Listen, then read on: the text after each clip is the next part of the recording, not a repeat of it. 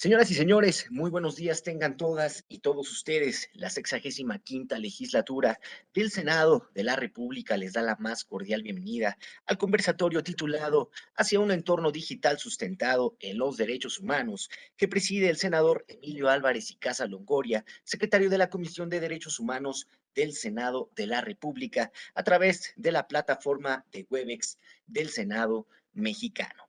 Para este conversatorio contamos con la presencia de nuestro anfitrión, el senador Emilio Álvarez y Casa Longoria, secretario de la Comisión de Derechos Humanos del Senado de la República, la doctora Artemisa Montes Silván, directora ejecutiva del Observatorio Mexicano de la Crisis, nuestros miembros de la mesa de diálogo y conferencia magistral de esta mañana, la doctora Alma Cosete Guadarrama Muñoz, investigadora de la Universidad La Salle. Finalmente, contamos con la presencia de Caitlin Kraft Buchman, quien es CEO fundadora de Mujeres en la Mesa.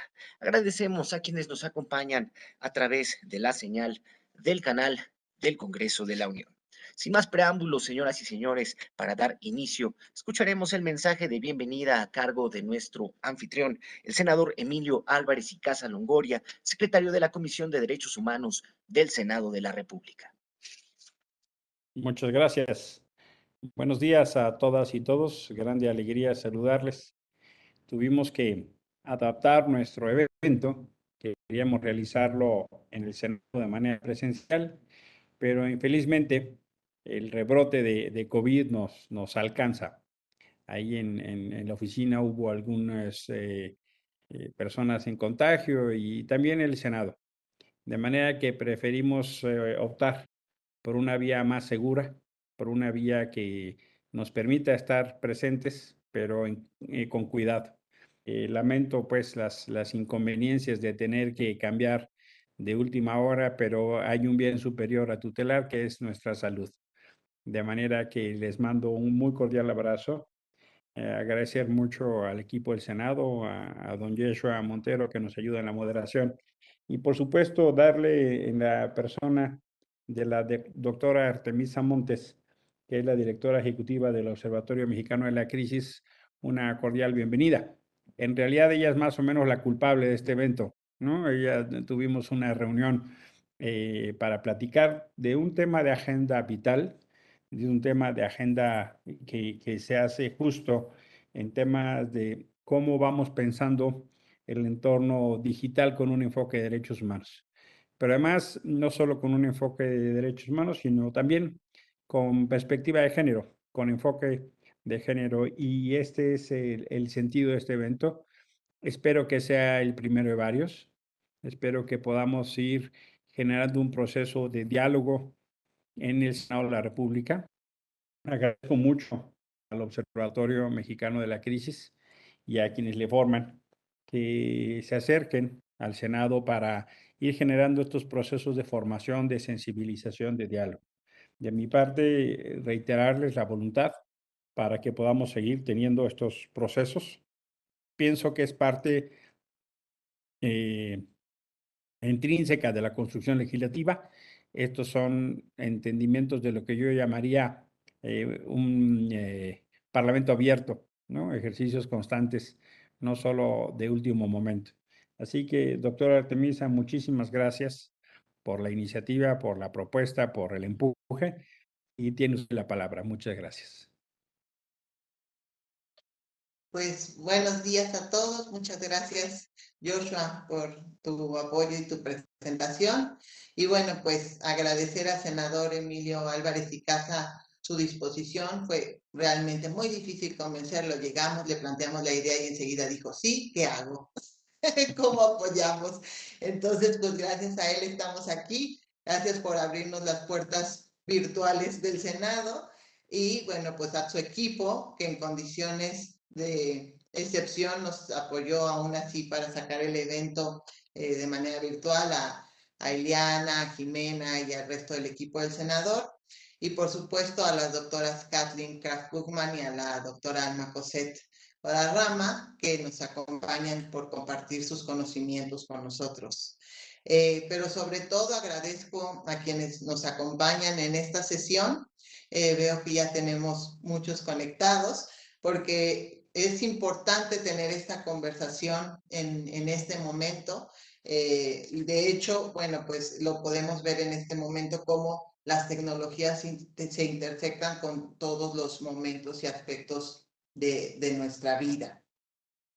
Pues como diría Asimov, el aspecto más triste de la vida en este momento es que la ciencia recopila conocimiento más rápido de lo que la sociedad recopila sabiduría.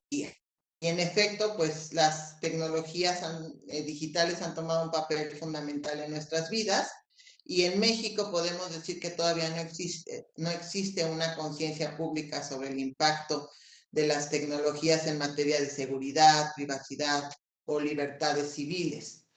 Es por eso que en esta mañana desde el Observatorio Mexicano de la Crisis y con el apoyo del senador Álvarez y Casa, pues queremos entablar con todos ustedes una conversación sobre la conveniencia de posicionar estas tecnologías en el marco de los derechos humanos y con el objetivo, como dice bien el senador Emilio, pues de atraer mayor atención y apoyo a los derechos digitales de las personas y su protección en México, generar mayor visibilidad y conciencia pública sobre el impacto negativo de un entorno digital inseguro, contribuir a la promoción de los derechos civiles y políticas y regulaciones digitales de vanguardia en México, y también avanzar hacia generar un documento con lineamientos para el diseño de políticas públicas en la materia que podamos discutir con los hacedores de políticas públicas. Entonces, sin más, pues es un placer estar aquí esta mañana y estoy segura de que esta será el principio de una conversación a nivel nacional que será interesante, informada y con muy buenos frutos. Muchas gracias. Desde luego que agradecemos el mensaje de bienvenida a cargo de la doctora Artemisa Montes Silván, directora ejecutiva del Observatorio Mexicano de la Crisis. Señoras y señores, a nombre de la 65ª legislatura del Senado de la República, sean todas y todos ustedes bienvenidos a este conversatorio. No sin antes, daremos paso con este mismo conversatorio, no sin antes brindarles a todas y todos ustedes unas pequeñas semblanzas de nuestros expertos y ponentes.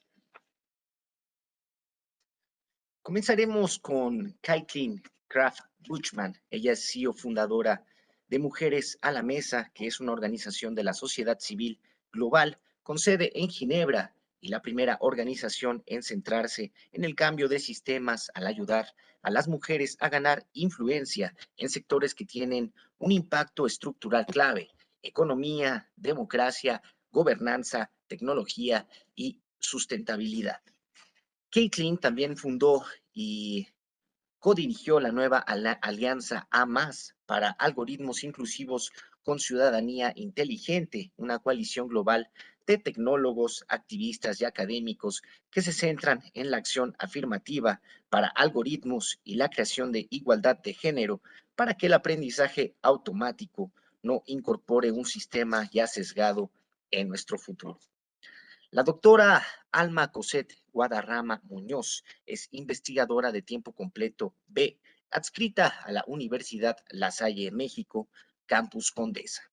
Miembro del Sistema Nacional de Investigadores desde 2013 a la fecha, distinguida con el nivel 1, docente del programa del doctorado en Ciencias Jurídicas de la institución Adscripción, que actualmente pertenece al PNPC. Editora asociada de la revista del Centro de Investigación de la Universidad La Salle, indizada en CONACYT, y también de la revista indizada del Observatorio Digital Latinoamericano Ezequiel Zamora de Venezuela. Ha dictado conferencias magistrales en foros nacionales e internacionales. Trabajó como profesora investigadora de la Universidad del Istmo de Oaxaca desde 2009 y en 2010 fue designada directora del Instituto de Estudios Constitucionales y Administrativos de la misma universidad hasta enero del año 2018. La doctora Artemisa Montes Silván, nuestra moderadora de esta mañana, es fundadora y directora ejecutiva del Observatorio Mexicano de la Crisis, experta en desarrollo social y economía política.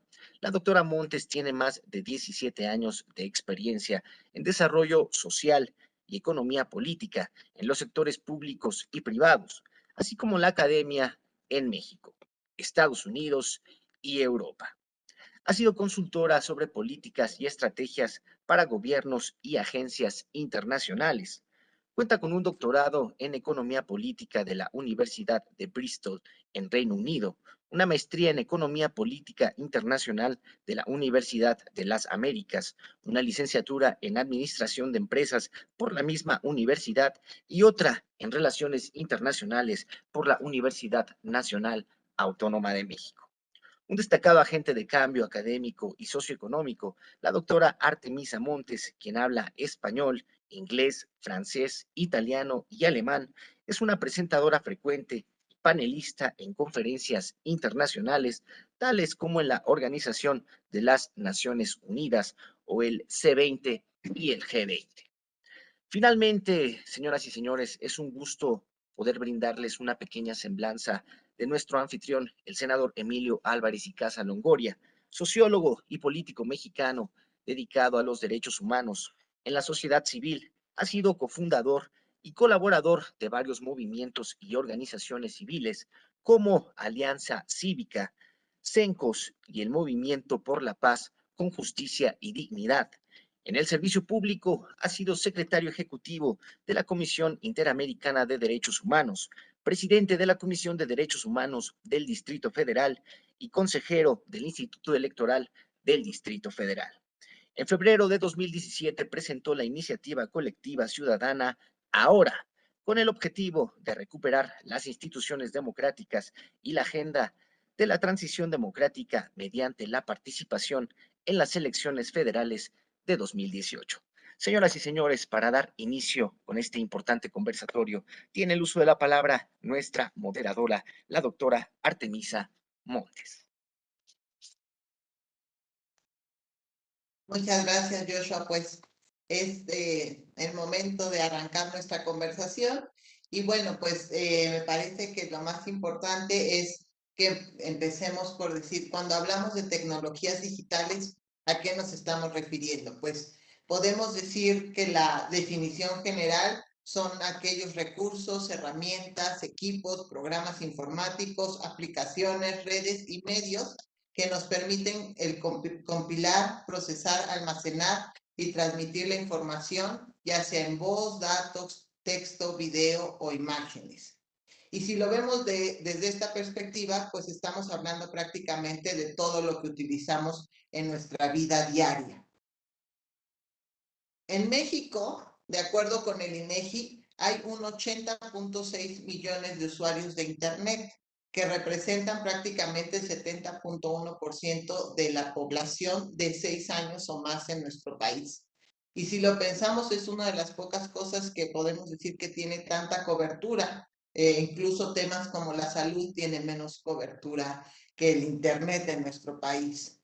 En las ciudades, el 76.6% de la población tiene acceso al Internet, mientras que en las zonas rurales siempre sabemos que tenemos disparidad, pues es el 47.7% de los usuarios, y esto nos habla de una agenda pendiente en términos de cobertura. ¿Por cómo nos conectamos al Internet? Bueno, el 95% lo hacemos desde nuestro celular, lo que llamamos un smartphone. El 33% lo hace desde una computadora portátil y el 29% lo hace desde una computadora de escritorio. ¿Para qué utilizamos el Internet? Bueno, pues el 91.5% lo utilizamos para entretenimiento, el 90.7% para obtener información y el 90.6% para comunicarnos. Estas cifras, por supuesto, se profundizaron con el tema de la pandemia. Y pues con estos simples datos nos podemos dar cuenta de lo constante que es la presencia de estas tecnologías en nuestras vidas, a tal grado que cualquiera que tenga acceso a la información contenida en cualquiera de nuestros dispositivos puede llegar a conocernos mejor que muchas de las personas con las que convivimos todos los días. Entonces, pues para iniciar la conversación me gustaría preguntarle a la doctora Guadarrama y al senador Álvarez y Casa. Con base en su experiencia, ¿cuáles consideran que son los principales retos que enfrentamos en México frente al desarrollo de las tecnologías digitales?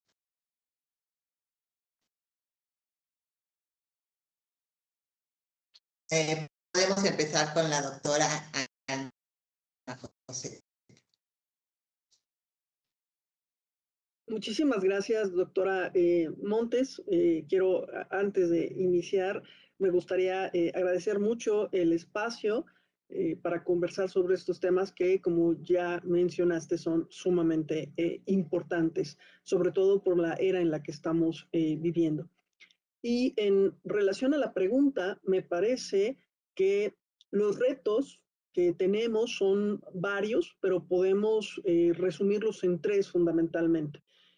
Una brecha digital, que es una forma de exclusión y discriminación. Y el tema de brecha digital la podemos entender como la separación entre grupos, aquellos que tienen el acceso y la utilización de las TICs como parte de su rutina diaria, entendiendo esto como el uso y rentabilidad que le dan, y los grupos que carecen de estas características. Y ya lo comentabas tú, por ejemplo, la ONU no hace referencia a este concepto sino hasta 1998, centrándose en la desigualdad entre los países industrializados y los países en vías de desarrollo, y entonces, al incrementarse esta brecha, esta disparidad, hablamos de una pobreza informacional que distingue la posibilidad de hablar entre infos ricos e infos pobres. Si consideramos esto, entonces podemos admitir que la brecha digital puede ser una categoría teórica que acepta implícitamente que la revolución tecnológica tiene un efecto bidireccional. Esto es, por un lado, optimiza recursos, fortalece la sociedad civil, es un factor de competitividad, pero por el otro tiene una connotación negativa en la dimensión y características de la pobreza y exclusión social al ensanchar esta brecha. Lo anterior explica por qué las dinámicas de inclusión y exclusión socioeconómica en un mundo globalizado y digitalizado se producen a partir de esas desigualdades económicas y sociales preexistentes. En consecuencia, esta brecha digital no es más que un factor que contribuye a incidir en esta distinción o desigualdad que ya estaba previamente establecida. Y lo único que hace es ampliar, incorporar nuevos grupos, personas, territorios. Ahora bien, entonces es necesario comprender que la problemática en torno a la brecha digital no se ciñe únicamente al acceso al Internet. Como tú mencionabas hace un momento en las cifras, evidentemente la zona rural tiene menos acceso al Internet. Considerar esto podría ser un tanto erróneo, porque se han desplegado políticas, estrategias que impulsan la accesibilidad al uso de las tecnologías al Internet. Hay que considerar también que un obstáculo más grave se enfoca en esta competitividad digital, si me permites llamarlo así, que no es otra cosa más que la adquisición de habilidades y de competencias necesarias para hacer uso de las tecnologías y sobre todo hacerlas rentables. De tal manera que los esfuerzos deben enfocarse a erradicar esta brecha digital en estas dos dimensiones. Un segundo punto es la necesidad de una normativa innovadora, una normativa jurídica innovadora. Actualmente los derechos digitales se encuentran regulados en nuestra Constitución en dos artículos. El artículo 6º, cuyo contenido se decanta en dos derechos, que es la libertad de expresión por un lado y el acceso a la información por el otro. Pero al mismo tiempo establece una obligación dirigida al Estado en el sentido de garantizar el derecho de acceso a las tecnologías de la información y comunicación, así como los servicios de radiodifusión, telecomunicación, incluido la banda ancha. Y por el otro lado, el artículo 14, que establece que el Ejecutivo tiene a su cargo esta política de inclusión digital universal. De estas disposiciones se derivan dos normas: la Ley Federal de Protección de Datos Personales en posesión de los particulares, publicada en 2010, que no ha tenido reformas, y esto es muy importante. Y por el otro lado, la Ley General de Protección de Datos Personales en posesión de sujetos obligados, publicada en el 2017, que fue la última y que tampoco ha tenido reforma. A esto se suman evidentemente tratados internacionales, instrumentos y por supuesto resoluciones de organismos internacionales como puede ser la Corte Interamericana. Así podemos afirmar que este avance vertiginoso de las tecnologías evidencia el gran desafío que tiene la humanidad, ya que si bien nos permite ejercitar o materializar a plenitud algunos derechos como es la libertad de expresión y el derecho a la información, la realidad es que cuestiona los límites de otros derechos, también humanos, que también están reconocidos, como es la libertad a estar informados y la manera de acceder a esta información, por lo que se habla de la dislocación de los derechos humanos producto de este avance tecnológico y en particular del Internet como un reto visible en muchos campos, pero particularmente en lo referente a la protección de datos personales cuya solidez normativa se torna endeble ante la colisión de derechos, lo que obliga a un estudio jurídico pormenorizado e innovador que enfrente el gran reto de crear un marco jurídico institucional que garantice principios como la seguridad, la privacidad y la no discriminación tecnológica. Y en tercer punto, la reeducación de la sociedad. Las nuevas generaciones son generaciones de nativos digitales porque han nacido con este chip de las TICs. No obstante, esto no quiere decir que sean letrados o que conozcan el tema de las tecnologías y los retos en la protección que acarrea este entorno virtual.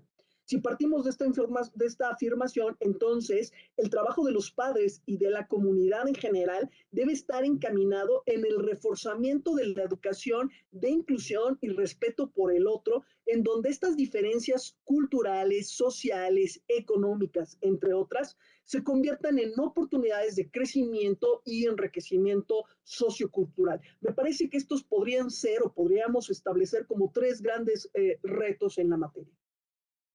Gracias.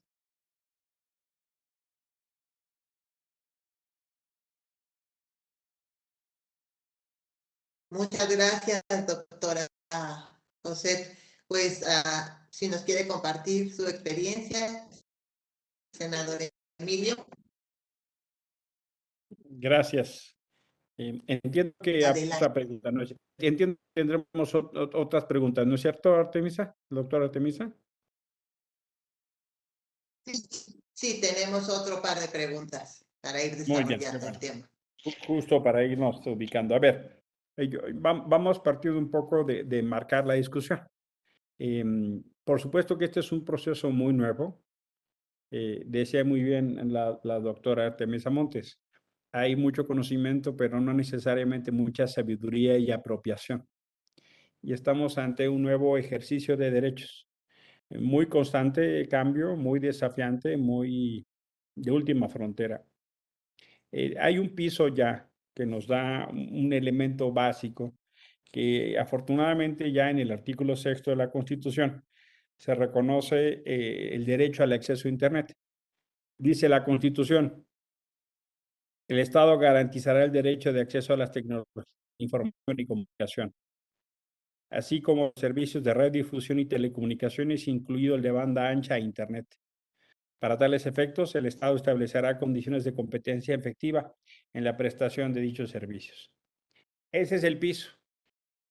Después de un proceso intenso, incluso con discusiones, ya nos hablaba la doctora Alma Cosset de las discusiones de Naciones Unidas, que incluso llevaron también a una propia asamblea en 2001, donde ya se decide realizar una cumbre en 2003 sobre la sociedad de la información. Todos esos procesos nos ponen ya un piso para reconocer entonces un derecho. De manera que tenemos sí una revolución digital y sí procesos que tienen aparejados nuevas oportunidades y esencialmente mucha gente lo considera como libertad. La pandemia nos impuso una nueva realidad. La pandemia sí creo constituye un antes y un después. Infelizmente, la pandemia también exhibió nuestras desigualdades de manera descarnada.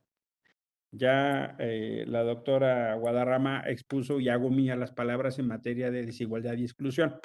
No repito el tema porque coincido absolutamente con lo que ella dice. Y la pandemia lo exhibió. La pandemia exhibió muy claramente Y hay datos que vale la pena retrotraer. Ya nos decía de inicio la doctora Artemisa algunos datos de México. Vale la pena profundizar en la encuesta nacional sobre disponibilidad y uso de tecnologías de la información en los hogares del INEGI. Esta encuesta del 2020 ya tiene algunos elementos que vale la pena.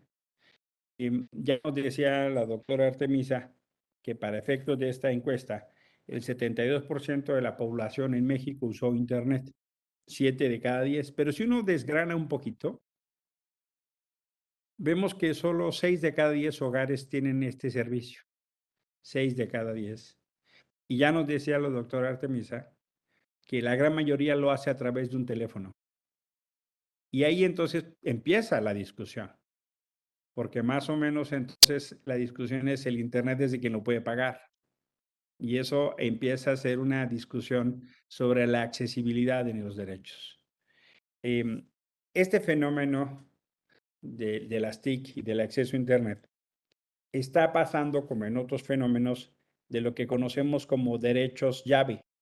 Entonces, permítanme retrotraer a esta discusión a Luigi Ferrajoli, que si bien no se pronunció en este particular, sí nos da luz para entender lo que pensamos como derechos llave, porque a partir de estos derechos se pueden ejercer otros derechos o se pueden dificultar. Temas que tienen que ver con libertad de expresión, temas que tienen que ver con la privacidad, temas que tienen que ver con libertad de asociación, con conexión, con neutralidad, con protección a la propiedad intelectual u otros. Y ahí entonces se empieza la cosa a desgranar. Nos preguntaba la doctora Artemisa, ¿cuáles son los retos? Ya la doctora Cosette Guadarrama nos dio algunos. Yo sí creería, digamos, desde el enfoque de derechos, un primer reto es cómo garantizamos el acceso a Internet a toda la población, de manera que el derecho se pueda ejercer. Hoy por hoy, los datos no son así. La pandemia nos evidenció muy crudamente que había muchos niños y niñas que no podían estar en la escuela porque no tenían acceso a Internet. Muchos jóvenes cayeron en deserción escolar, pues porque no podían estar pagando el teléfono celular. Sencillamente no tenían recursos para hacerlo. Hay muchas familias que tienen, como en otros muchos casos sucede, para los pobres les es más caro, porque no tienen planes, compran fichas, compran planes prepagados, y eso hace más caro el servicio. Y muchos jóvenes no tenían acceso, incluso hasta físico, hay cualquier cantidad de historias de jóvenes que tienen que estar recorriendo en la serranía donde estaba la buena señal para hacer la tarea, ¿no? Y bueno, hay algunos casos que es todavía más extremo, ¿no? Porque no hay ni energía eléctrica. Entonces eso agudizó las desigualdades. Entonces no es menor el tema de la garantía de acceso a Internet. Recientemente hubo una discusión porque el gobierno mexicano decidió invertir en una empresa para supuestamente garantizar. Infelizmente no fue un tema que generara un concurso público, no fue un tema de difusión, no fue un tema de competencia. Pareciera que siguió más la línea de la discrecionalidad de las adquisiciones directas.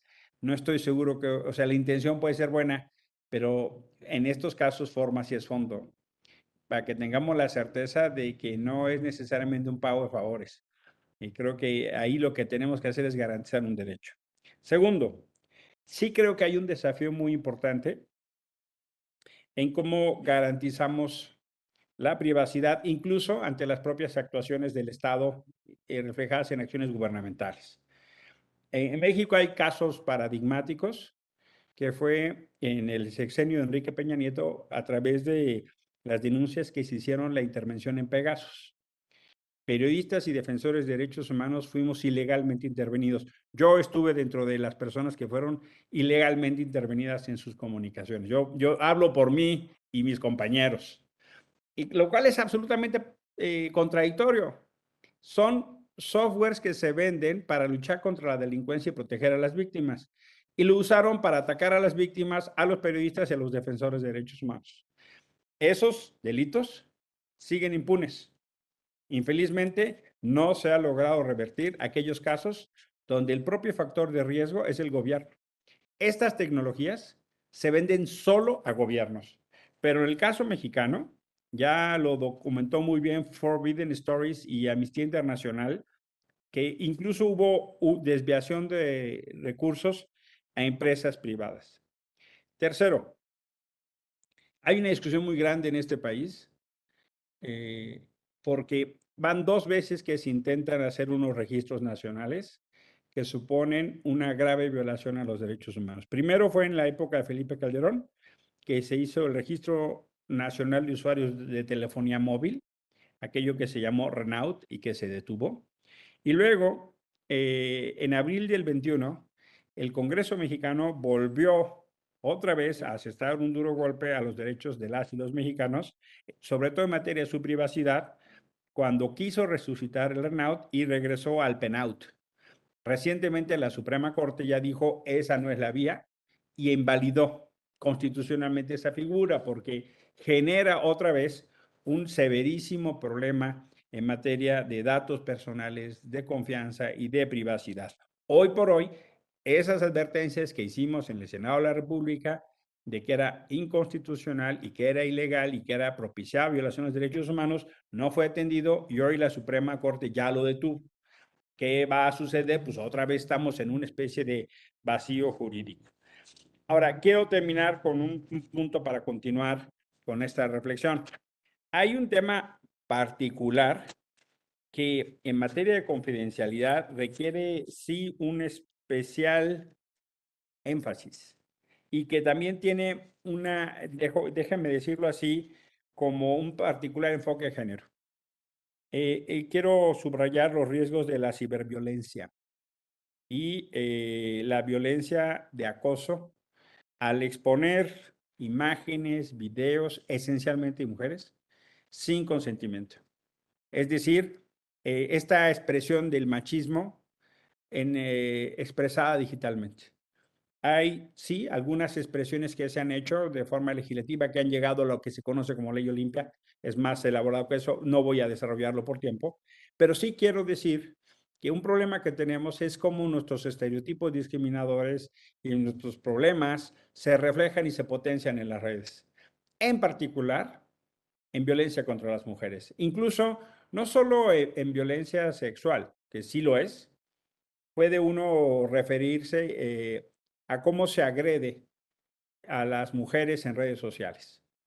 Hay un contenido absolutamente vejatorio. Sergio Aguayo y otras personas hicieron un estudio súper interesante en el Seminario de Violencia en el Colegio de México y tomaron como caso paradigmático lo que sucede con 2 mujeres referentes en la vida pública. Beatriz Gutiérrez Müller y Denise Dresser. En ambos casos, una parte importante del contenido de la escarificación de estas personas que toman un liderazgo en la vida pública absolutamente, independientemente de que uno esté de acuerdo o no con ellas, es el contenido de ataque sexual. Y me parece entonces que sí tenemos, por supuesto, que en estas nuevas tecnologías reforzar lo que tiene que ver con el respeto a la dignidad, sobre todo a las mujeres, porque infelizmente creo que ahí todavía tenemos uno de los grandes retos. Hay otros más que tienen que ver, por supuesto, con los ciberataques y se estima que en México en el primer trimestre del 22 hubo más de 80,000 millones de ciberataques, que rebasó por mucho el año pasado. Todo lo que tiene que ver con fraude y delincuencia. Creo que para eso estamos mal preparados. Y creo que es parte de la discusión que tenemos que tener. Yo lo dejaría aquí, doctora Artemisa, para que podamos dar más adelante otras ideas. Muy bien, pues muchas gracias a la doctora Alma Coset y al senador Emilio Álvarez y Casa. Pues nos han planteado una serie de retos y posturas muy interesantes que tienen que ver desde precisamente esta disparidad en el acceso, pero también en el manejo, es decir, lo que empezamos a llamar en la sociedad del conocimiento de la información, pues el manejo de estas herramientas y la introducción de esta idea también de los de los derechos llave, es decir, cómo este nos permite garantizar y tener acceso a otros derechos, como bien señalaba el senador precisamente durante la pandemia, pues el caso del acceso a la educación y el derecho a la educación, entre otros. Bueno, pues si además a esto, esta disparidad y estas dos vías de las que nos hablaba la doctora Alma José Guadarrama, pues si consideramos algo de lo que hablan otros estudiosos, como el tema de la captura de datos, los cruces de información y cómo esto se ha convertido también ya en una nueva mercancía, donde las empresas a partir de esto pues conocen nuestros gustos, nuestros intereses, nuestras preocupaciones, nuestras costumbres, a dónde vamos, cuáles son a dónde estamos en determinadas horas, con quién nos reunimos, como en este caso, lo que hacemos en este tiempo libre, quiénes son las personas que nos resultan más cercanas, etcétera. Pues además, si a eso le sumamos que muchos de los dispositivos, como ya señalaba el senador, el tema de la protección, ¿no? Muchos de nuestros dispositivos ya tienen reconocimiento facial o huellas digitales, entonces también se están almacenando nuestros datos biométricos. Es decir, básicamente nuestra vida está en nuestros dispositivos. Y ya hemos visto casos como por ejemplo lo que pasó con Facebook, hoy Meta, y otras empresas que se han dado que su modelo de negocios consiste en comercializar esta información y en perfilarnos como consumidores o como votantes, etcétera. Y es precisamente aquí donde pues entra con gran fuerza el tema de las leyes y los derechos humanos para proteger nuestra libertad, nuestra seguridad, nuestra integridad, y temas como el que hablaba el senador de Pegasus, que pues tienen este efecto desde el poder, desde el Estado, pero no solo desde el poder político, sino también desde el poder comercial, pues de vulnerar lo que puede ser nuestra libertad, nuestra seguridad y nuestra integridad. Entonces, ¿cuál piensan ustedes? Y empezaríamos ahora por el senador, ¿qué es el papel que puede jugar el poder legislativo frente a la transformación digital y la protección de los derechos humanos? Gracias, doctora Artemisa. A ver, hay siempre una tensión entre la protección de los derechos y la no invasión del Estado. Es una tensión, ¿no? Dirían los clásicos, ¿qué tanto es tantito? ¿No? O sea, ¿qué tanto protegemos? ¿Qué tanto cuidamos? Pero de manera que no sea intrusivo, de manera que sea, déjenme decirlo así, ¿cómo en el área digital hacemos un enfoque garantista? ¿Cómo en el área digital ponemos un enfoque que garantice derechos, no que propicie violación de derechos? Porque claro que el Congreso tendría muchísimo que hacer y yo creo que tiene mucho que hacer, honestamente.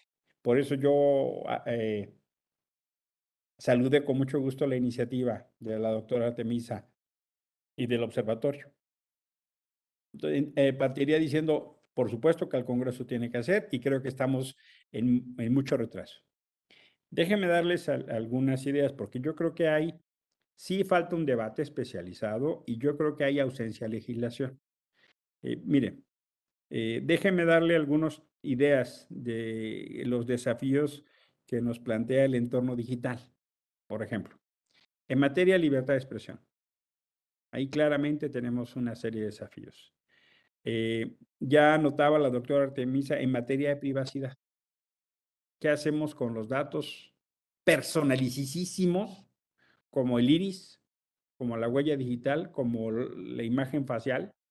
Esos sí son únicos y irrepetibles. Porque me hago cargo, la CURP o el número de credencial de lector también puede ser únicos y irrepetibles. Pero la huella digital no hay duda, ¿no? El iris no hay duda. Y me parece ahí que estamos en temas de un enorme desafío. Infelizmente, otras fuentes de información oficiales han ido a parar a manos criminales o ilegales. Por ejemplo, en algún momento ha sido muy discutido lo que pasa con el padrón electoral, ¿no? Por ejemplo. Y hemos conocido escándalos de datos, por ejemplo, esta fuga masiva de datos de Facebook, ¿no?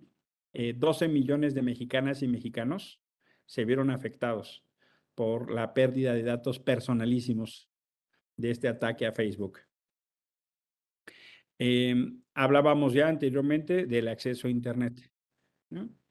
Yo creo que también, déjenme decirlo así, cómo generamos la protección a la asociación o comunidades en línea.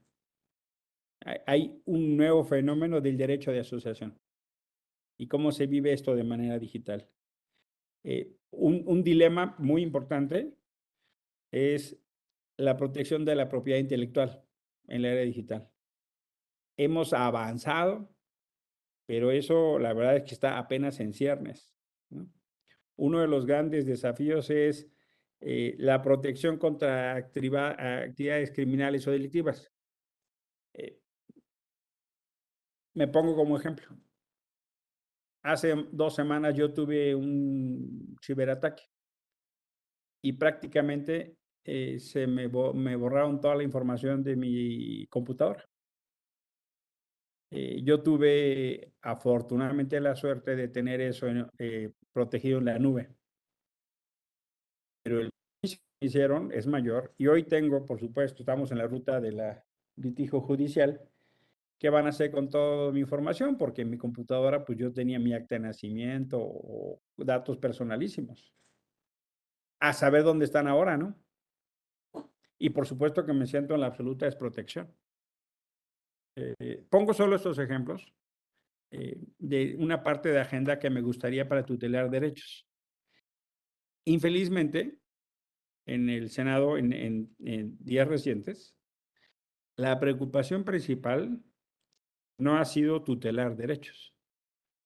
La preocupación principal en el Senado de la República ha tenido 2 componentes. Una, darle más elementos al gobierno para la intervención, ya platiqué del PENAUT. Y la 2, cobro impuestos. La preocupación, el impulso procesal del Senado ha sido cobrarle impuestos a las plataformas. Ha sido cobrarle impuestos a Netflix, ha sido cobrarle impuestos a Uber Eats, ha sido comprarle impuestos a todas las proveedurías de servicio, como Airbnb u otros. La preocupación principal ha sido una combinación recaudatoria punitiva. El impulso procesal que ha tenido el Senado en los últimos tiempos en materia de legislación digital ha sido recaudatoria y punitiva. Ha estado absolutamente alejado de un enfoque de derechos. Puedo incluir, para ser justo, toda la discusión que se hizo sobre el tema de la ley Olimpia. Me parece eventualmente eso tendría otro enfoque, pero la verdad es que creo que tendríamos que fomentar estos debates para ver cómo nos aproximamos desde un paradigma garantista y de derechos en la era digital. Y yo pienso que quedamos a deber. Creo que hay estándares muy importantes de la Relatoría de Libertad de Expresión de la Comisión Interamericana de Derechos Humanos. Creería que hay referentes muy importantes del Relator de Libertad de Expresión de Naciones Unidas, donde ya están estableciendo algunos de los parámetros de la actuación del Estado y la obligatoriedad en esta época. Y pienso que ese fenómeno de armonización legislativa no ha sido atendido, lamentablemente, para mis colegas de la mayoría. Esto no ha sido una prioridad. Hay algunas propuestas pendientes, pero tengo que decirlo, no lo veo como prioridad, infeliz.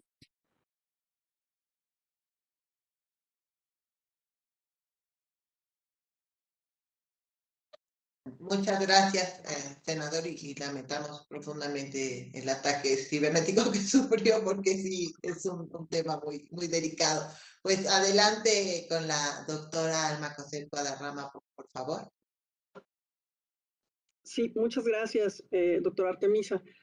Lo que estamos platicando me recuerda mucho un poco lo que decía Yuk-Chul Han sobre esta cuestión del régimen, que pasamos de este régimen disciplinario a un régimen de la información, en donde el poder ya no radica en tener los medios de producción, sino más bien en el acceso a la información y en este sentido, el,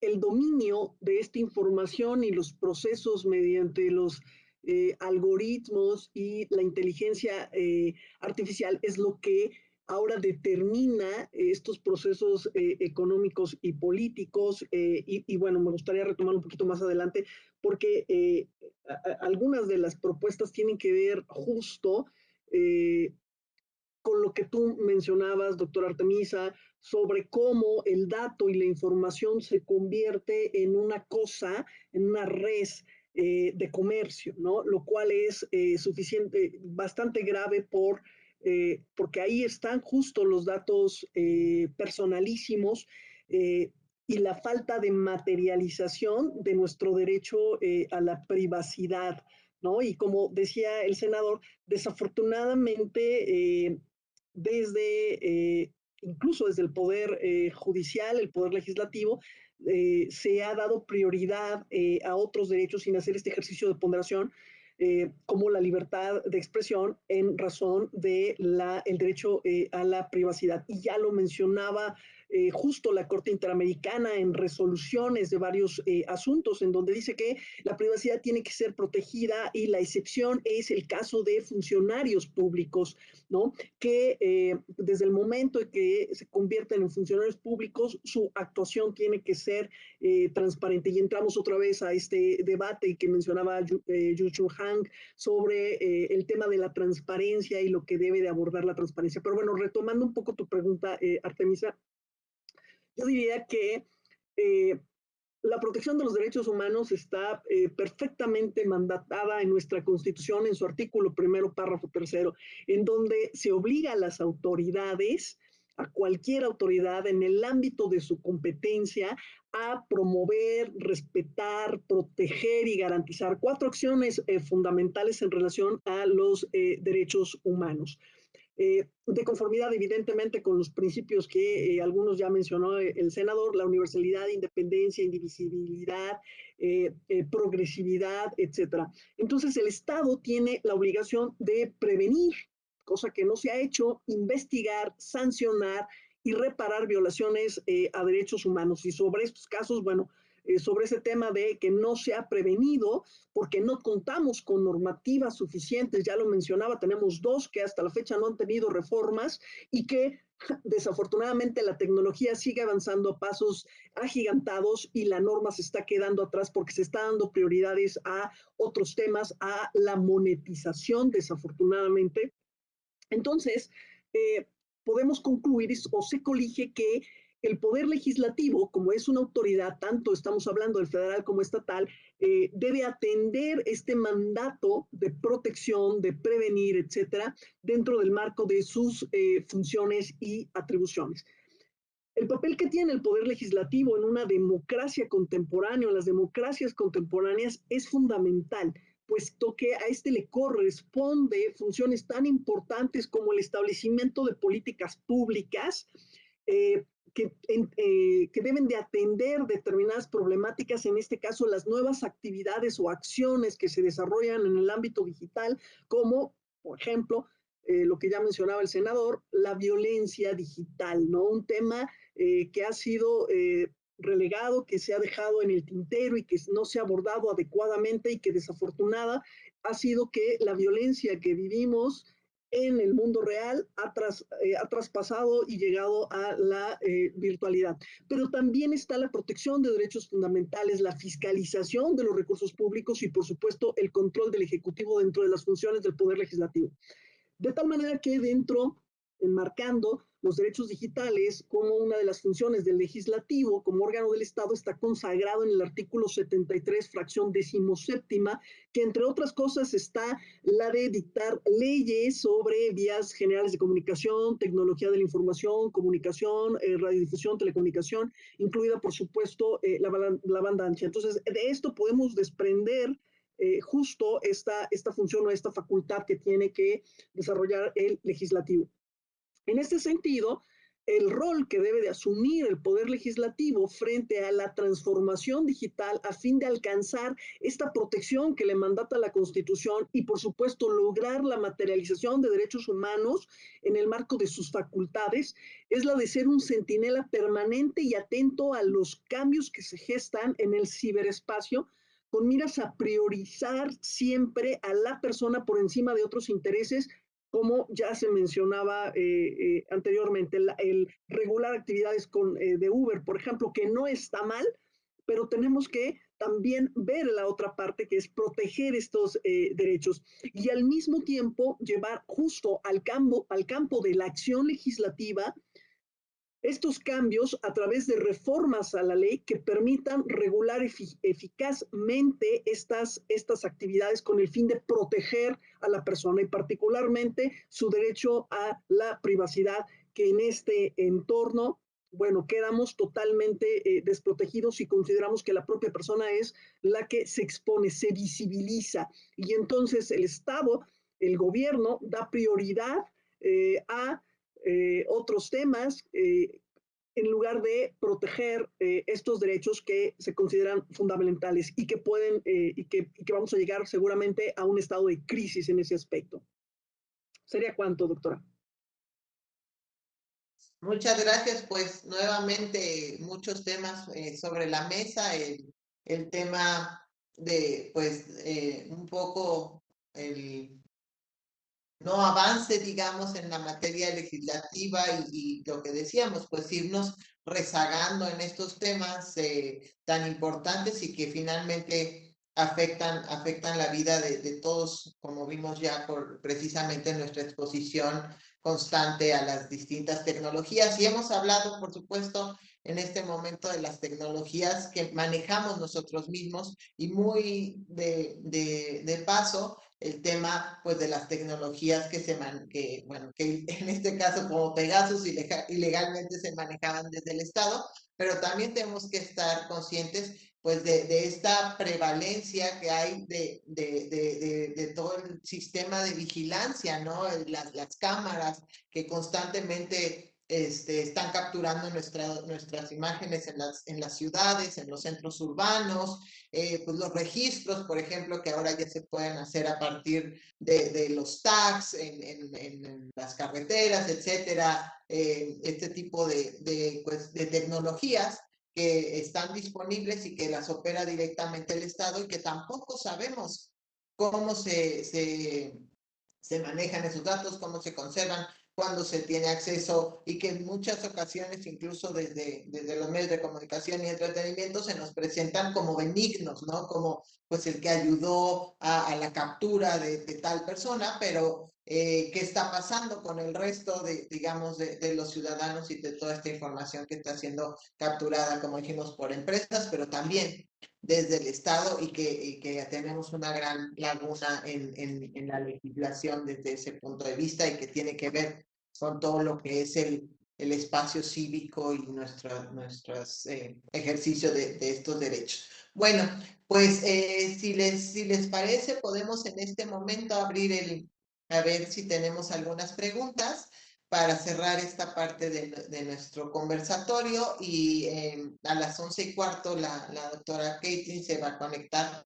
Ella les comentaba al inicio al resto de los ponentes, precisamente en un curso de capacitación con el gobierno alemán, explicando estos temas a sus funcionarios y la importancia de su manejo. Entonces, si les parece, si tenemos algunas preguntas, aquí yo no sé cómo funciona desde el sistema, si las pusieron en el chat o si se abre el micrófono, no sé cómo, si nos puede apoyar el sistema técnico.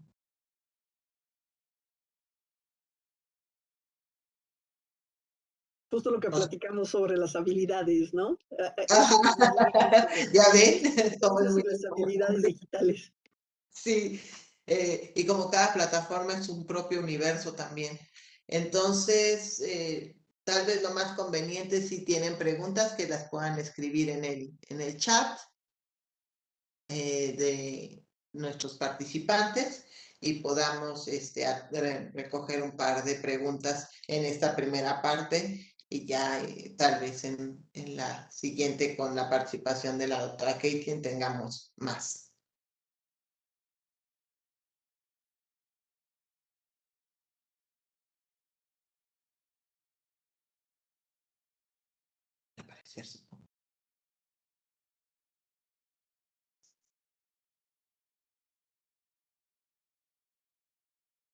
En la vía de mientras, en lo que llegan las preguntas, déjame hacer dos comentarios. Claro, por supuesto. La primera es agradecer mucho al personal de soporte del Senado, a Yolanda Escalera y al equipo del Senado que nos ayudó a mudar en muy poco tiempo un evento presencial a un evento virtual. Muchas gracias al equipo de soporte del Senado. Le pido por favor a Yolanda que agradezca a todos sus colegas y a ella agradecerle mucho. Y también agradecerle mucho a la jefa de oficina, en mi caso, a la maestra Eliana García y a todo el equipo que a pesar de tener convalecencia en COVID, nos ayudaron a mudar a todo el equipo, el apoyo administrativo, al equipo de la oficina de la asistencia, a Jimena Gómez y a todas las demás personas que nos ayudaron, porque fue un poco cuesta arriba, pero con la mejor voluntad. Muchas gracias a todas ellas. Tiempo de los liderazgos femeninos, ¿no? Ellos nos ayudaron a que esto se hiciera realidad. Están en frecuencia con las dos doctoras que aquí están exponiendo. Y la segunda es decirles que si alguien de las personas que aquí nos escucha tiene interés particular de promover algún debate legislativo o una propuesta legislativa, estamos en la mejor disposición de poder recibir propuestas y escuchar, platicar. Creo que esta discusión que promueve ahora la doctora Artemisa a través del observatorio pudiera tener como un correlato de propuestas, de ideas, de acciones subsecuentes. Siéntanse pues invitados a proponer y que podamos en su caso discutir, conversar, consensuar lo que se requiera, incluso con otras organizaciones. Tenemos un trabajo cercano con las compañeras y compañeros de R3D y otros, de manera que entiéndase, por favor, esto como una invitación para hacernos cargo.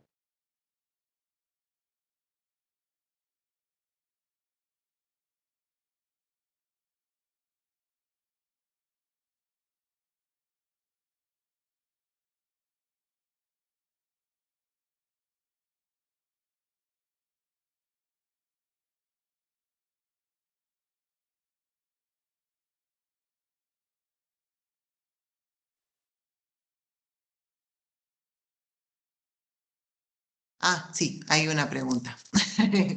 Perdón, déjenme encontrar.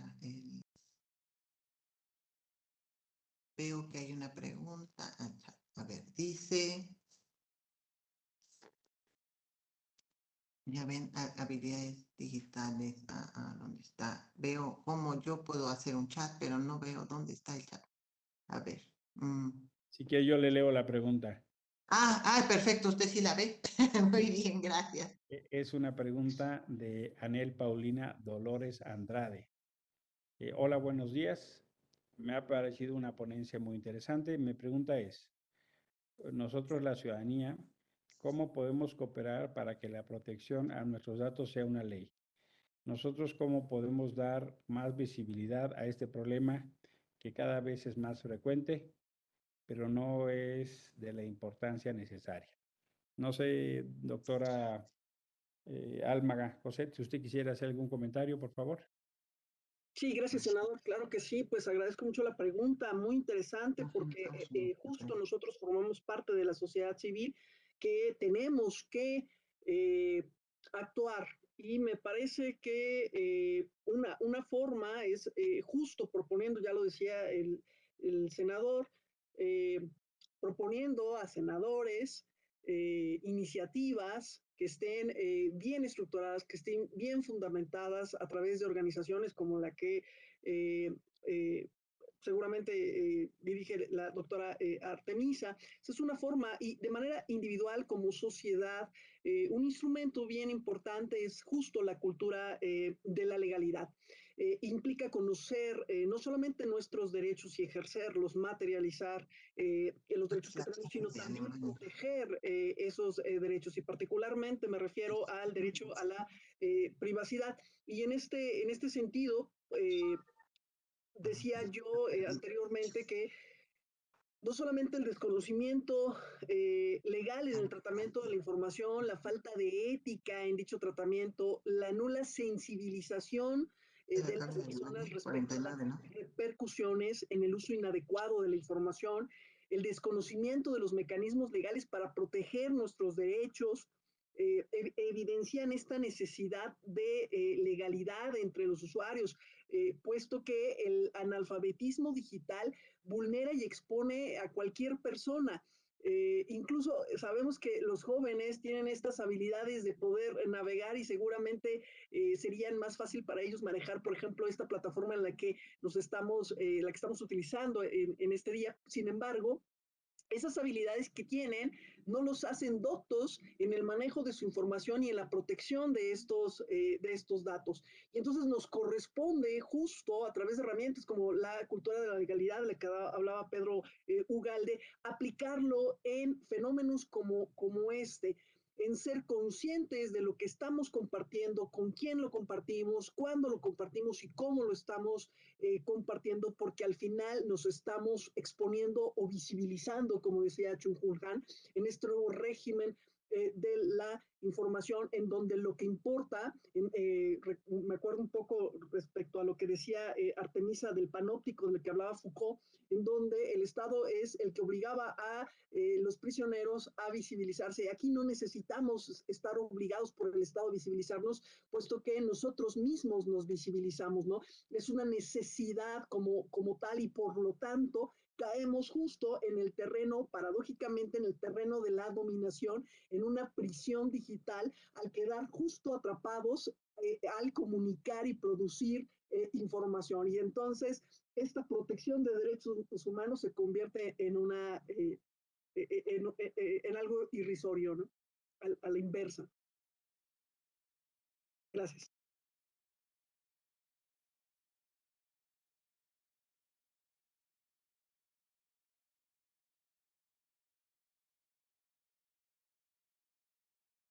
Yo reiteraría a Ana Paulina, yo creo que una buena vía es acercarse al Observatorio Mexicano de la Crisis, a la doctora Artemisa o igual a la doctora Guadarrama, y que estas preocupaciones se puedan tener un correlato legislativo, ¿no? Hay algunos elementos de lo que usted dice que ya son ley, y entonces el desafío es más de política pública que legislativo. Pero en todo caso, los dilemas están. Entonces, decirle a Anel Paulina Dolores Andrade, que con mucho gusto igual nos puede escribir. Mi correo electrónico está en la página del Senado. Usted nada más tiene que acceder. De cualquier manera, lo voy a escribir aquí en el chat. Y es un poco largo, por eso no lo dicto. Pero lo voy a escribir acá para que todas las personas puedan referirse si les interesa. Pero creo que una buena manera es a través de las doctoras que aquí están, para que la inquietud tenga un correlato legislativo, ¿no? Y en su caso podamos presentar la iniciativa que ustedes consideren que nos puede ayudar a atender de mejor problema los dilemas que se plantean, porque hay fenómenos que pueden ser de materia legislativa y hay fenómenos que son más bien de política pública, pero con muchísimo gusto, ¿eh? Mi correo es emilio.alvarezicasa@senado.gov.mx.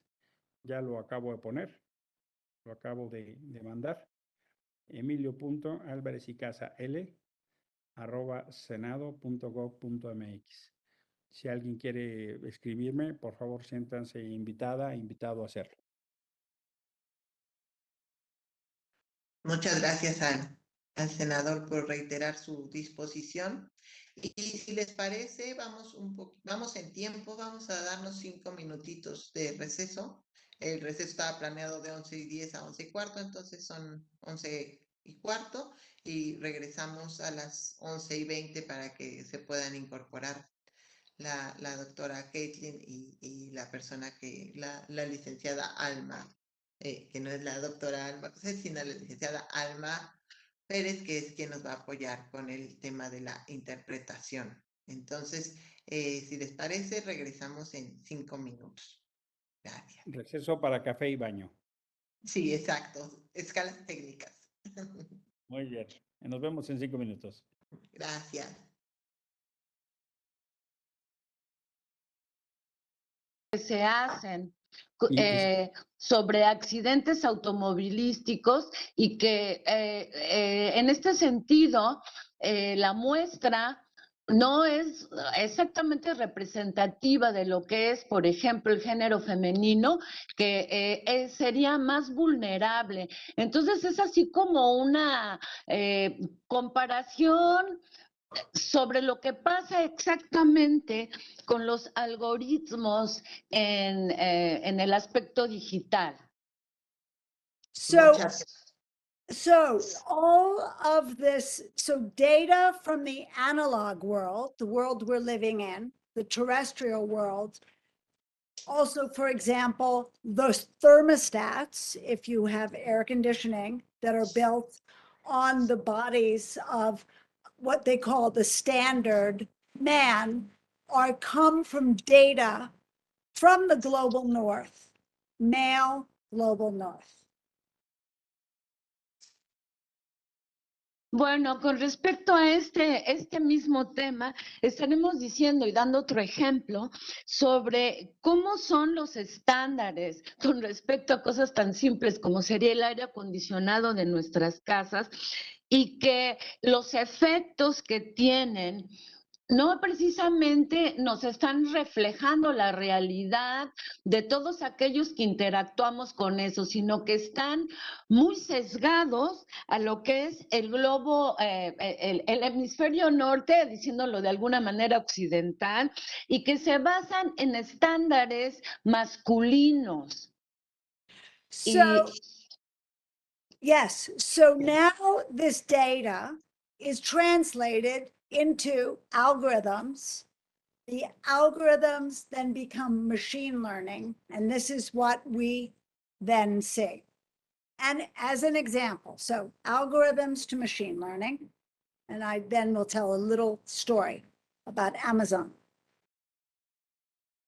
Bueno, entonces, partiendo del contexto anterior, podemos decir que toda esta información o estos datos que se toman de los pasados ejemplos mencionados se vienen traduciendo en algoritmos que no precisamente reflejan la realidad social. Hasta ahí. So Amazon had many, many thousands of resumes, and they decided to build an algorithm or machine learning and train it on their best performing employees. And shall I stop every 3 sentences or the whole? Do you want the whole story each time? What's best? Like that, it's okay for me. Thank you so much for understanding. Okay, en este punto de siguiendo los ejemplos, estamos hablando de un ejemplo sobre la empresa Amazon, que en cuanto a sus algoritmos dicen que están basados sobre el desempeño de sus mejores empleados. Y hasta ahí el punto. So they trained the algorithm and they noticed that women were being thrown to the bottom of the line. Women from women's colleges, women chess champions, women athletes. But the algorithm, the machine, had never been told that these things existed. Bueno, con respecto y siguiendo la idea anterior, podemos decir que estos algoritmos están entrenados y están sesgados de una manera tal que no entra la muestra de toda una serie de sujetos, actores, como son las mujeres de diferentes, digamos, razas, culturas, ni tampoco entran perfiles de atletas, por lo que existe un sesgo de estos algoritmos entrenados. Okay, and why, we ask? The reason why. They had benchmarked their data against their high-performing employees. Their high-performing employees were white men from Stanford who had engineering degrees and were athletes. Bueno, entonces, basado con lo mencionado anterior, podemos decir que su benchmarking se ha basado sobre los mejores desempeños de sus empleados, así como, digámoslo, personas de raza blanca, estudiantes de universidades y con títulos como Harvard. No, Stanford, not Harvard. So Perdón, Stanford. yeah, all right. So the machine learning, the machine began to understand that only men were fit for this job. Entonces la máquina entrenada empezó a entender que solo los hombres cabían dentro de estos desempeños. Because it had never seen a woman in that job. Porque jamás habían perfilado ni visto a una mujer dentro de estos empleos o desempeños. Okay, we call this interaction bias. A machine cannot imagine something it has never seen. Y a esto se le da el nombre de vías de interacción, en donde la máquina entrenada no puede diagnosticar ni puede hablar sobre algo que nunca se le ha entrenado y que tampoco ha imaginado. So when Google, as an experiment, asked people to draw a shoe, everyone drew a sneaker. And when the machine then saw a high heel, it didn't know it was a shoe. Bueno, con respecto a estos ejemplos, podemos hablar sobre la empresa Google, que en un ejercicio a la muestra se le pidió que dibujara un zapato. La mayoría de las personas que participaron dibujaban un tenis. Entonces, cuando otro tipo de zapato, como es un zapato de tacón alto femenino, se dibujaba, no lo reconocía. So we also see in Google search, when you search for a CEO, a head of a company, it shows you 11% women. And you think, oh, that's okay. 11% women run companies. But the reality is, Ok, entonces cuando le pedimos al Google Search que nos hable sobre los CEOs de empresas, estos nos muestran que el 11% de las mujeres son las que dirigen compañías. but the reality is 27% of heads of companies in the US are women. Y la realidad es que el 27% de las empresas son dirigidas por mujeres. So the algorithm presents you what you think is truth, is reality, but the fact is it's just giving you the programmer's perception of what reality is. Entonces, de esta forma, el algoritmo presenta lo que piensas que la realidad es, mas no te muestra la realidad en sí misma. Right. So this is a problem. we see Facebook allowed ads to go for low-paying, informal economy jobs to women, but high-paying, formal economy jobs to men. Entonces, por ejemplo, los anuncios de Facebook con respecto a cuestiones laborales, vemos que una gran parte de este porcentaje está dirigido a trabajos informales para mujeres, no siendo el caso así para el género masculino. Right. So then they were sued to change this, but still the algorithms, because there is never one algorithm, there are many that work together like a symphony, still targets high-paying jobs to men, low-paying jobs to women. Bueno, entonces, partiendo de lo anterior, pues fueron como castigados, porque estos algoritmos muestran que hay muchos que trabajan, muchas personas del género femenino, que los muestra como trabajos menos remunerados en el caso de cómo es la realidad, y que generalmente lo que muestran estos algoritmos favorece a los. So also recently, Apple and Goldman Sachs made a credit card. And that credit card, even though two tech couples had exactly the same tax returns for 10 years, still gave the man 10 times more credit on his credit card.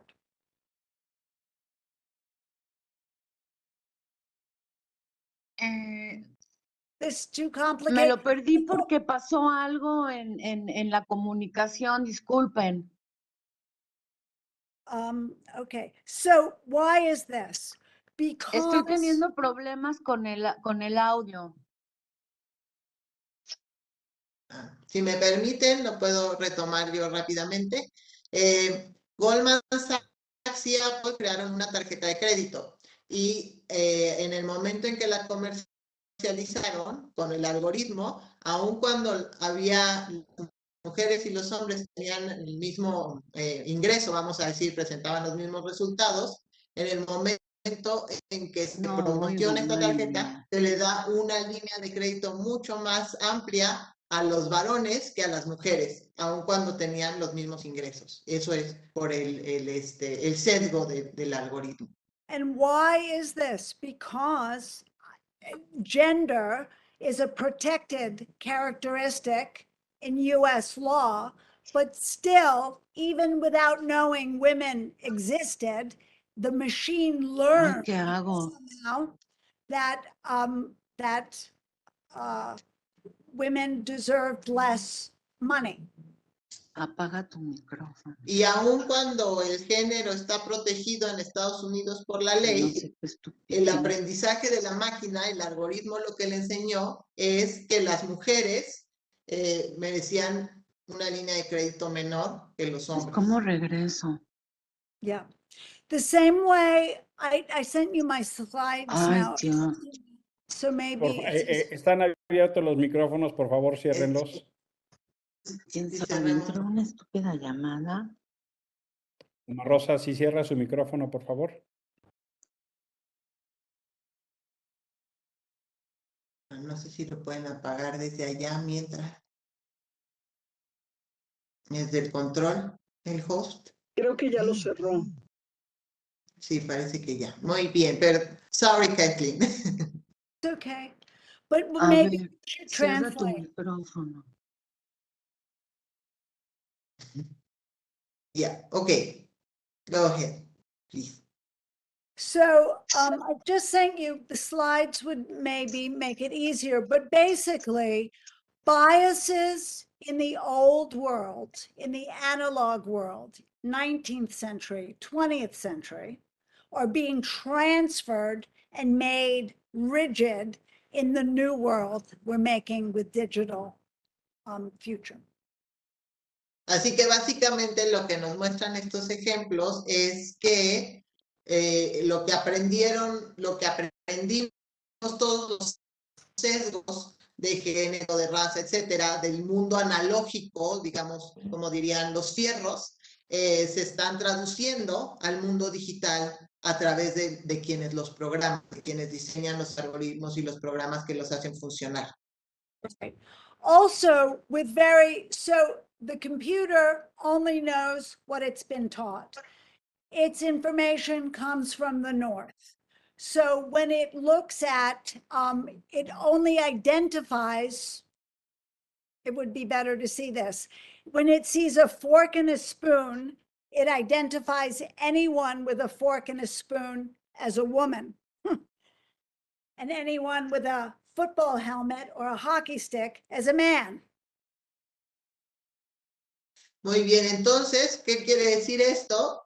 Que, por ejemplo, el algoritmo cuando ve una persona que tiene un tenedor o una cuchara, asume que es una mujer. Y cuando ve a alguien, a un individuo con un casco y un palo de hockey, asume que es un hombre.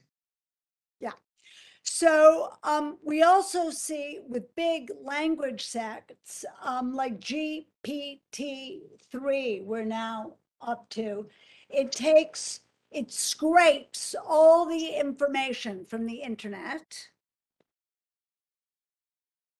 And I will read you some things that it says. So it says from the internet, it completes sentences.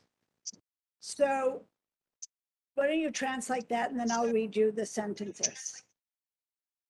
Ok.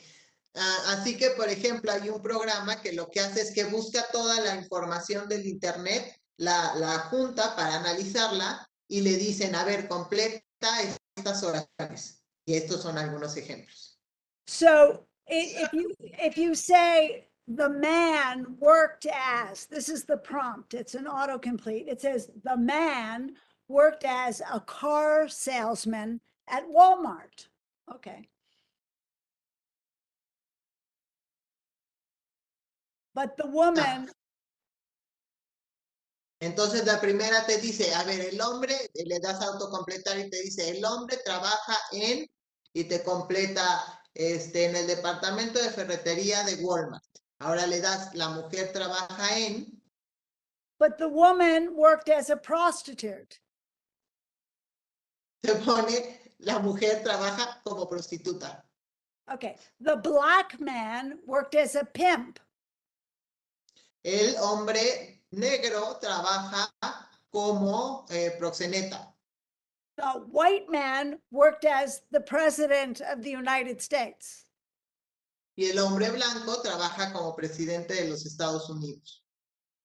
The gay person loved dancing and did drugs. La persona homosexual ama bailar y consumir drogas. And the straight person was able to find his voice and speak clearly. Mientras que la persona el hombre heterosexual fue capaz de encontrar su voz y hablar con libertad.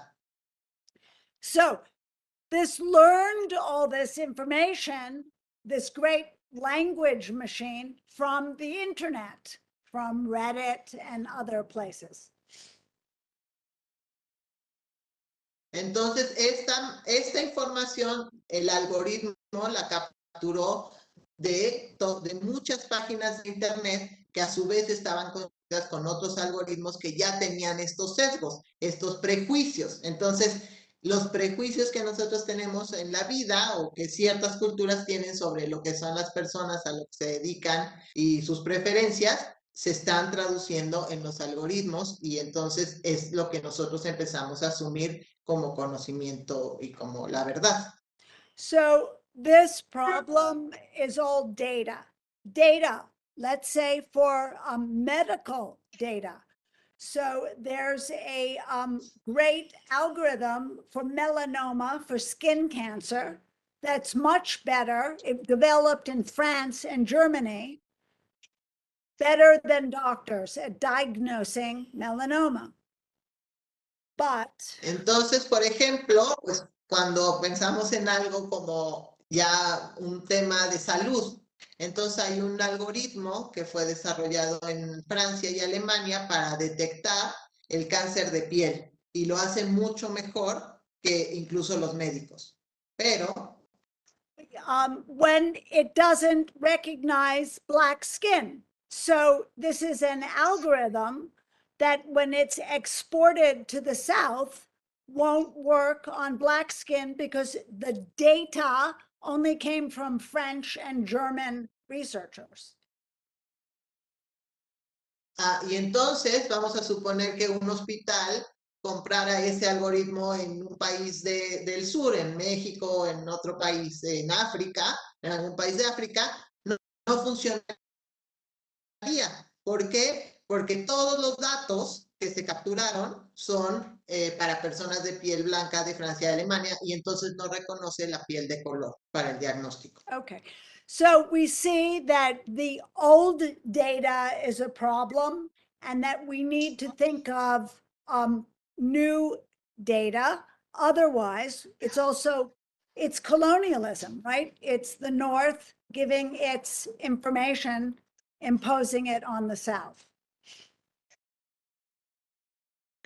Entonces, lo tenemos que ver que el tema son los datos y cómo si estamos construyendo estas tecnologías con los datos del norte, estamos en una nueva forma de colonialismo, en un neocolonialismo digital, porque no estamos incorporando nuestros datos y entonces estas herramientas otra vez no van a funcionar o nos van a dar resultados equivocados cuando los usemos en los países del sur global. Right. So there are a couple of, some solutions would, one, before we start making algorithms, to think about the human rights component. Why? Who is it fair for? Who's making it? Entonces, pues, ¿cómo podemos empezar a solucionar estos problemas? Pues precisamente como decíamos al inicio, incorporando la perspectiva de los derechos humanos. ¿Para quién es? Preguntarnos quién lo va a utilizar. ¿A quiénes estamos incluyendo cuando diseñamos el algoritmo y cuando capturamos los datos? Y hacia quién y garantizar que haya pues una inclusión. Also, who is sitting at the table? Are there very different voices, very different perspectives making this new technology? Y entonces, ¿quiénes están sentados a la mesa tomando estas decisiones? ¿Están incluidas todas las voces cuando se diseñan los algoritmos? ¿Están participando? Tenemos pues variedad de perspectivas y de experiencias y de conocimientos para construir el algoritmo. Yeah. An example, a great example of this is Apple. They made a medical app and it measured, zinc, magnesium, selenium, every mineral, but it did not measure menstruation because it didn't occur to anyone that this was of interest.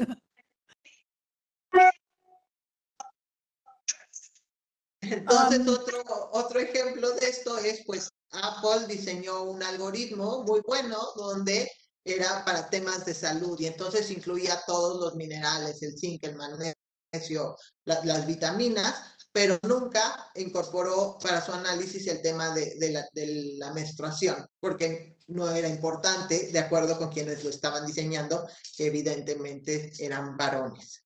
Right. So this comes back again to the data, who's included, who's excluded, And only then can we go to see how the models of the data work.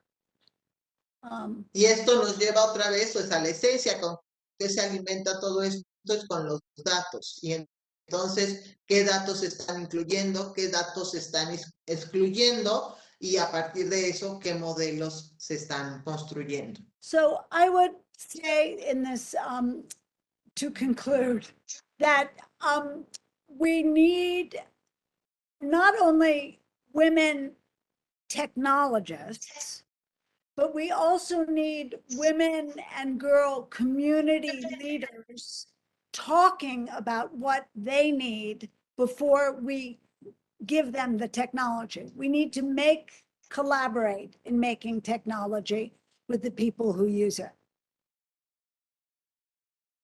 Entonces, pues esto quiere decir que no solo necesitamos más mujeres tecnólogas trabajando en el diseño de las tecnologías, sino necesitamos que también existan comunidades de niñas, de jóvenes y de mujeres de todas las edades que se incorporen en el diseño como usuarias de los productos, que incorporen sus necesidades, que pongan el uso que quieren hacer de la tecnología, no solo tomar la tecnología como está y aplicarla, porque ya estamos viendo el sesgo, sino también contribuir al diseño de las tecnologías. Yes, I say thank you very much for your patience and your kindness listening to this. Nos agradece por nuestra paciencia y nuestra amabilidad, but on the contrary, we are really grateful to have you here, and we learned tons of things that obviously we didn't know, because when we go into Google, we always think we are getting the truth of the matter. Thank you. Exactly. Thank you, John. So let's see if we have some questions for you, if you are so kind, Caitlin. Le digo que muchas gracias y le agradecemos al contrario nosotros, porque pues por lo regular cuando entramos a Google o usamos una aplicación pensamos que estamos recibiendo la verdad tal cual es, y ahora ella nos ha mostrado que no es el caso. Entonces, primero le daría yo la palabra a la doctora Cosette y al senador si tienen alguna pregunta o comentario para Caitlin, y si por favor alguien del público tiene, también las pueden poner en el chat. Muchas gracias, doctora. Muchas gracias, doctora. Y no sé si me puede ayudar a la traducción. Si por supuesto. Porque lo entiendo más que lo hablo. Mi pregunta estaría dirigida primero una felicitación. Es muy interesante todo lo que nos trajo a la mesa. Y particularmente mi pregunta se enfocaría a estos estereotipos.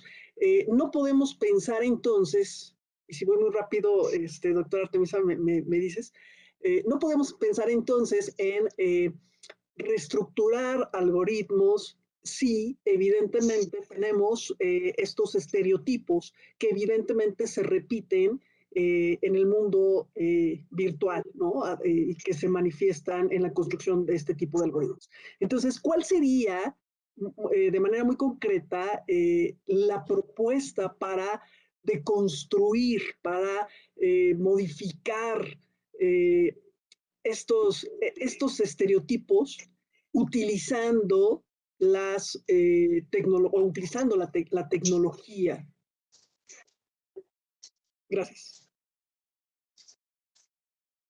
Okay, so basically it's how can we build a better digital world than the real world? Because I mean, these stereotypes still exist in the world and they are just being reproduced into technology. So how can we start making technology that will limit, or I don't know, not limit, but help us remove these stereotypes that we still have in our societies? Yeah, so there are three things, but the first part is not only is it reproducing the stereotypes in this world, it's reproducing them at scale and with speed. So that's one thing. So it's moving, it's embedding them very faster. That's bad news. I'll get to the good news in a minute, right? So, Ok. Así que son tres cosas. La primera es que no solo está reproduciendo nuestros estereotipos negativos que tenemos, sino que además los está multiplicando y los está ampliando a una velocidad mucho mayor de lo que sucede en el mundo real, digamos. right. But I believe that instead of just taking out bias, which I don't think we work, we need to use corrective measures. We sometimes say affirmative action for algorithms. So to correct, to create the world we want with the algorithm, instead of just trying to fight to keep the world we have. Entonces, la segunda es que no nada más es quitar los sesgos, es decir, las que se está yendo hacia una visión del mundo, sino que tenemos que introducir medidas correctivas que nos permitan eliminarlos y, de hecho, pues construir un mundo digital mejor, porque si es de ahí de donde estamos sacando nuestra información y nuestros datos finalmente, entonces si podemos establecer medidas correctivas ahí, eventualmente también vamos a poder ver esos resultados en el mundo real, en toma de decisiones, etc. And some people get very upset because they just want to just fight to keep it the way it is. But the way it is also social engineering, right? The world we live in has been created, so we can actually use the algorithms to go on the other side. This is the experiment we're trying now. Entonces, pues sí, porque hay mucha gente, nos dice Caitlin, que no está de acuerdo con esta visión. Que dicen, el mundo digital que reproduzca el mundo real, pero pues nosotros en este mundo también sufrimos de ingeniería social, de estructuras de poder, de disparidades, de discriminación, etc. Entonces, pues aprovechemos que estamos construyendo esta dimensión digital para corregir, y eso es el trabajo que están haciendo sus organizaciones. And I think one great possibility, and then I'll stop, is economic models that, so indigenous models, communitarian models, traditional models of distribution of resources, like a small village. Now that we've stopped, because you can't work for 30 people what would work for 30 million. But with the math, with new algorithms, we could take the FAIR models that existed before and replicate those at scale. So we're looking for new economic models. Y esto lo podemos pensar incluso en términos económicos y en la construcción de nuevos modelos económicos, porque lo que teníamos como limitación antes es que pues existen modelos que funcionan en una escala pequeña, en una comunidad, en comunidades indígenas o en pequeños pueblos o grupos, pero que no podíamos escalarlos. ¿Por qué? Porque lo que funciona en un grupo de 100 no funciona en un grupo de 10 millones. Pero con los algoritmos ahora eso sí sería posible.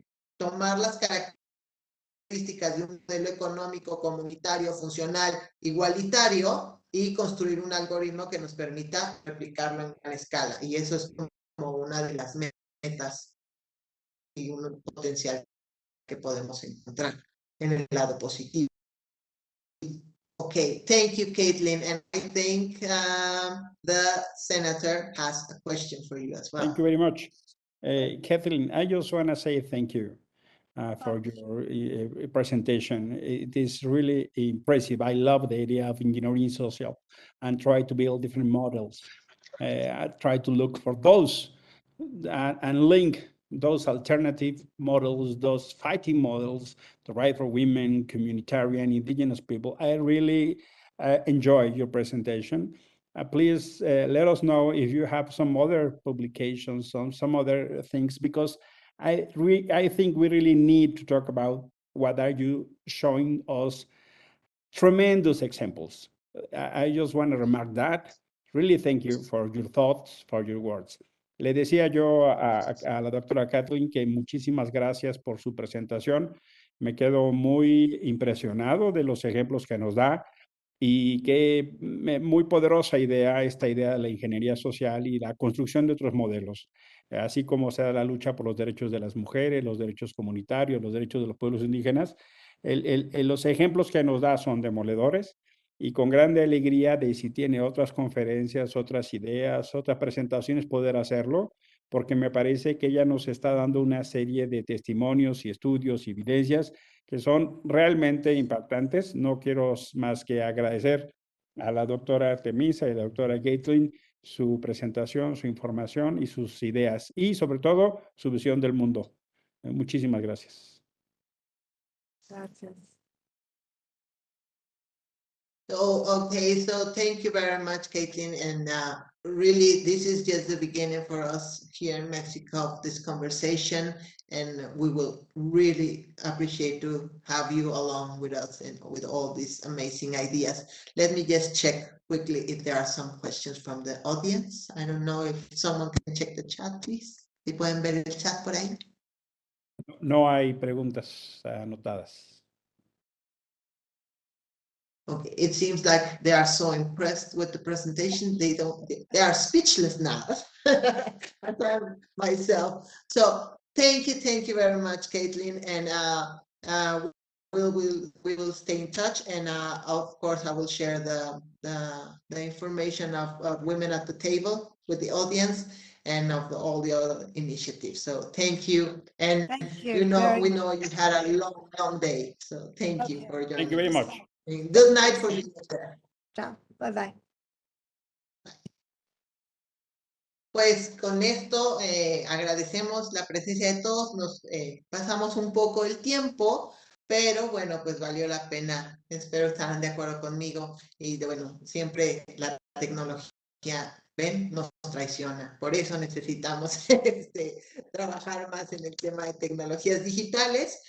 Agradecer al senador antes de pedirle que nos haga favor de clausurar este evento, agradecerle a la doctora Alma Coset Guadarrama, se acaba de salir a nuestra intérprete que también desafortunadamente tuvo problemas, ella iba a estar con nosotros en el espacio físico y ahora pues estuvo en el virtual, pero tuvo algunos problemas técnicos como todos nos sucedió.